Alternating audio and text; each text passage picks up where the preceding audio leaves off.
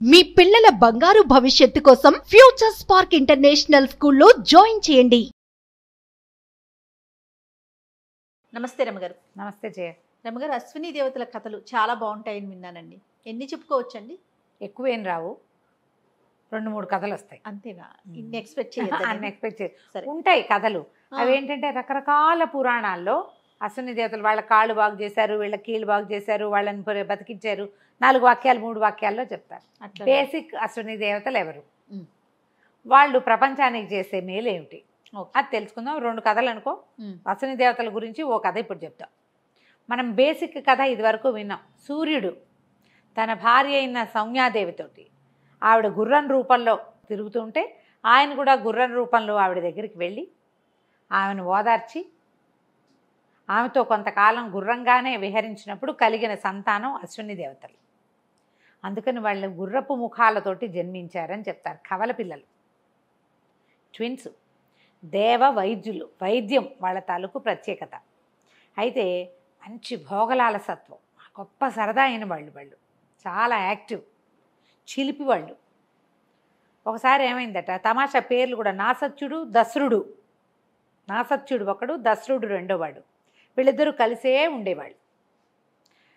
ఇంద్రుడితోటి ఏదో చిన్న గిల్లిగజ్జా పెట్టుకున్నారు. దాంతో ఆయన ఏం చేశాడు, హవిర్భాగాలు లేకుండా చేసేసాడు వీళ్ళకి. మామూలుగా దేవతలు మనకు తెలిసిందే, మన మనుషులో దేవతల పైన ఆకాశంలో స్వర్గంలో ఎక్కడో ఉంటారని చెప్తాం. వాళ్ళకి ఆహారం ఏమిటి, వాళ్ళకి జరామరణాలు ఉండవు. మనకు మళ్ళీ వృద్ధాప్యం ఉండదు, మరణం లేదు, తర్వాత సంతానం కలగదు, అలాగే ఉంటారు. వాళ్ళకి బలాన్ని ఇచ్చేది, వాళ్ళు మనకి వరాలు ఇచ్చేలాగా చేసేది ఏమిటంటే భూలోకాల్లో మనం చేసేటువంటి యజ్ఞయాగాతులు. యజ్ఞంలో ఒక ఆజ్యం నెయ్యి ఉంచుతారు. ఆజ్యం ఉంచి ఫలానా ఇంద్రాయ ఇదన్ నమమ, విష్ణవే ఇదన్ నమమ, అగ్నయే ఇదన్ నమమ అని ఇలా హవిర్భాగాలు హవిస్సుని ఇస్తారు. ఈ అగ్నిలో వేసేటువంటి ఆజ్యము వాటి వల్ల పుట్టేటువంటి శక్తిని భాగాలు చేసి దేవతలకి పంచబడుతుంది. ఆ హవిర్భాగాల వల్లే వాళ్ళకి శక్తి వస్తుంది, వాళ్ళ బలం అది. దేవతలందరికీ హవిర్భాగాలు ఉంటాయి. ఆ హవిస్సులో భాగం అన్నమాట. అయితే ఈ సూర్యుని కుమారులైన ఈ అశ్విని దేవతలకి ఇంద్రుడు ఏం చేశాడట, మీరు ఇట్లా కొంటెతనం వేషాలు వేశారు కాబట్టి, ఇట్లా నాతో అమర్యాదగా ప్రవర్తించారు కాబట్టి మీకు హవిర్భాగం లేదు. చాలా కష్టంలో ఉండేవాళ్ళు వాళ్ళు. అయ్యో మాకు హవిర్భాగం లభించట్లేదు. ఆ తండ్రికి లభిస్తుంది, అన్నయ్యలకి లభిస్తుంది, వీళ్ళకి లభించదు. ఇంతకీ వీళ్ళ అన్నయ్యలు ఎవరెవరు? సూర్యుని యొక్క కుమారులు యమధర్మరాజు, శనైశ్వరుడు. వీళ్ళిద్దరూ అశ్విని దేవతలకి అన్నయ్యలు. వాళ్ళు ప్రపంచ నిర్మాణంలో వాళ్ళ భాగస్వామ్యం వాళ్ళు తీసుకున్నారు. వీళ్ళకి ఉంది, వీళ్ళు అన్ని చోట్ల వైద్యం చేస్తారు, కానీ హవిర్భాగం లేదు. హవిర్భాగం సంపాదించుకోవాలని ఒక కోరిక ఉంది వాళ్ళకి. తర్వాత దానికి దాంతో పాటుగా మహావిద్య అంటే బ్రహ్మ విద్య ఉపదేశం పొందాలని కోరిక. అథర్వ ఋషి అనే ఒక గొప్ప ఋషి ఉన్నారు. ఆ ఋషి గారి శిష్యుడైన దద్యుడు ఈ అశ్విని దేవతలకి గురువు. వాళ్ళు ఆయన దగ్గర పరిపరి విధాలుగా ప్రార్థించేవాళ్ళు, బ్రహ్మ విద్యోపదేశం చేయి మాకు, తద్వారా మాకు హవిర్భాగం వస్తుంది అంటే. ఆయన ఏమన్నాడు, వీళ్ళు కొంటెవాళ్ళు, భోగలాలసులు, సరదా అయిన వాళ్ళు. బ్రహ్మ విద్య ఎవరికి ఉపదేశం? దేని మీద ఆసక్తి లేని వాళ్ళకి బ్రహ్మ మీదే ఆసక్తి ఉండాలి. వీళ్ళేమో సరదాలు ఎక్కువ, వీళ్ళకి అక్కడికి ఇక్కడికి ఎగిరి వెళ్ళిపోవటం, అక్కడ తినేయటం, తాగేయటం, తిరిగేయటం, కొంటె పనులు చేయటం, సరదా అయిన వాళ్ళు, భోగలాలసత ఎక్కువ. అందుకని ఆయన ఏమన్నాడు, అట్లా కాదు, మీరు ఇది హవిర్భాగాన్ని పొందేందుకు చెయ్యండి ఏదైనా ప్రయత్నం. అది వచ్చాక అప్పుడు మీకు బ్రహ్మ విద్య సంగతి చూస్తాను అని చెప్పాడు. సరే, ఈ దద్యుడైన తన గురువైన దద్యుడు చెప్పిన మాట విని ఈ అశ్విని దేవతలు ఇద్దరు ఏం చేశారు, దానికి ఏదైనా ఉపాయం చెప్పండి, మాకు హవిర్భాగం దొరకాలంటే మేము ఏం చేయాలంటే అప్పుడు చ్యవన మహర్షి అని మహర్షి పేరు చెప్పాడు. చ్యవనుడు మహావృద్ధుడు. ఆయనకి చిన్న వయసున్న భార్య ఉంది. ఆయన కళ్ళు పోయినాయి, గుడ్డివాడు, అంధుడు. ఈ అంధుడైన చ్యవన మహర్షికి మేలు చేయండి, ఆయన వృద్ధాప్యాన్ని పోగొట్టండి, మీరు వైద్యులు కాబట్టి. ఆయన సంతృష్టి చెంది మీకు ఈ హవిర్భాగాలు వచ్చేలాగా మీకు ఏదైనా ఒక అవకాశం ఇస్తాడు. ఆయన మహాతపస్వి, బ్రహ్మ కూడా ఆయన మాట కాదనలేడు అనేసరికల్లా వీళ్ళిద్దరూ పోయి చ్యవన మహర్షి దగ్గరికి వెళ్ళారు అశ్విని దేవతలు. మన దగ్గర సుకన్య కథ ఉంది, కావాలంటే చూడొచ్చు ప్రేక్షకులు ఆసక్తి ఉన్న వాళ్ళు. సుకన్య కథ బ్రీఫ్గా చెప్తారు. సుకన్య శర్యాతి అనే ఒక రాజుగారి కూతురు. అయితే వాళ్ళు ఒకసారి అడవికి వచ్చినప్పుడు ఒక పుట్టను చూసి ఆ పిల్ల చిన్నపిల్ల 14 ఏళ్ళది పుట్టలో ఏవో మిణుగురు పురుగుల్లాగా మెరుస్తున్నాయని పుల్లబెట్టి పొడుస్తుంది. పాము. శవన మహర్షి కళ్ళు అవి కళ్ళకు గుచ్చుపోయి కళ్ళు పోతాయి. అవునవును. అప్పుడు ఈ సరియాది రాజుగారు ఏం చేస్తారు, ఇంక ఏం చేయలేక తన పిల్లని ఆయనకి ఇచ్చి పెళ్లి చేస్తారు. అవును. శవన మహర్షికి శవనుడికి ఇచ్చి వివాహం చేసి మా అమ్మాయి నేను టేక్ కేర్ చేస్తుందని చెప్తారు. ఆ చిన్న పిల్ల ఈయనకి ముసలివాడు ఎప్పటివాడో ఆయన ఇప్పుడు ఎంతో కడు వృద్ధుడు ఆయన ఇచ్చి పెళ్లి చేసేస్తే ఇక అమ్మాయి ఆయన భర్తని టేక్ కేర్ చేసుకుంటూ ఉంటుంది. అయితే ఈ సుకన్యని పట్టుకుంటారు ఈ అశ్విని దేవతలు. ఒక చోట కనపడి, మరి నువ్వు ఏమిటి ఇంత సౌందర్యవతివి, నువ్వు యవనంలో ఉన్నావు, ఇట్లా వృద్ధుడితోటి వివాహం ఏమిటి నీకు, నువ్వు మాతో ఉండమంటే ఆవిడ ఒప్పుకోదు. పతిభక్తితోటి నేను పతివ్రతని రాజపుత్రికని, నేను ఇట్లా దుర్వ్యవసాయాన్ని నేను చెయ్యను అని చెప్తే ఆమె పాతివ్రత్యానికి సంతోషించినట్టు సంతోషించి వీళ్ళు శవన మహర్షి దగ్గరికి వెళ్ళి ఆయనని తమతో పాటు తీసుకెళ్ళి ఆయనకు ఒక మంచి రసాయనం, ఏమంటారు దాన్ని, వృద్ధాప్యం పోయేటువంటి రసాయనాన్ని ఇచ్చి ఆయన్ని తమలాంటి సౌందర్యవంతునిగా నవయువకుడిగా తయారు చేశారు. అబ్బా. తన భార్య ఆయనేమో పెళ్లి చేసుకుంది, ఆ పిల్ల చిట్టి పిల్ల కదా, ఆ చిన్నపిల్లని సంతోషపెట్టడానికి తగిన అవకాశం కల్పించినందుకు ఆయన ఏం ప్రయత్నం చేయాలి, వీళ్ళే చేశారు అశ్విని దేవతలు.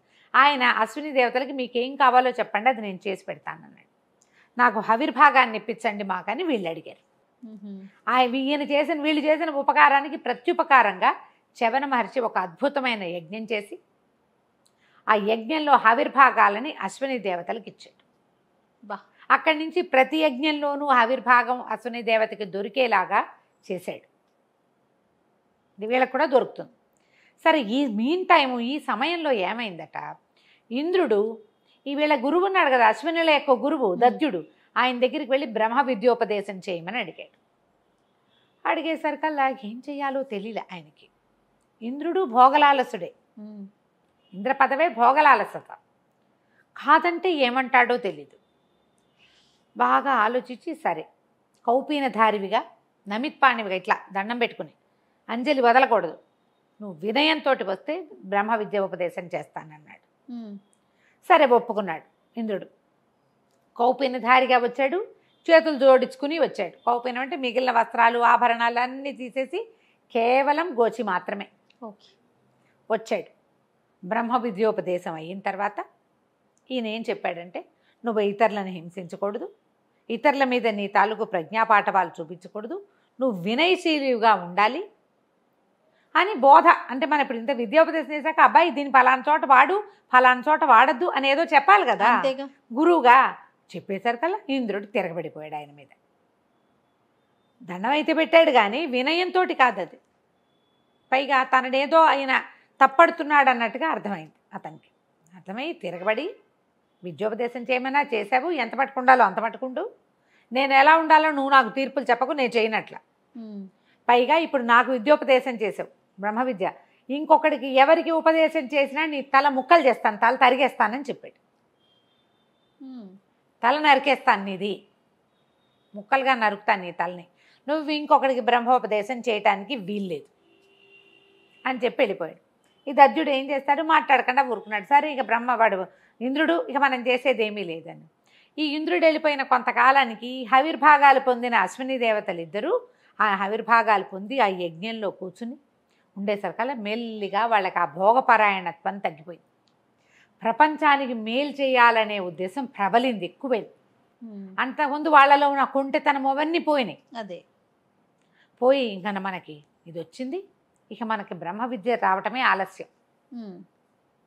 బ్రహ్మ విద్యోపదేశం చేయమని తమ గురువుని ఆశ్రయించి వెళ్ళారు. వాళ్ళు వెళ్ళటమే కౌపీనధారులుగా వెళ్ళటమే గురువుగారి దగ్గరికి. ఆ విద్యకి ఎలా వెళ్ళాలో అలా వెళ్ళిపోయారు.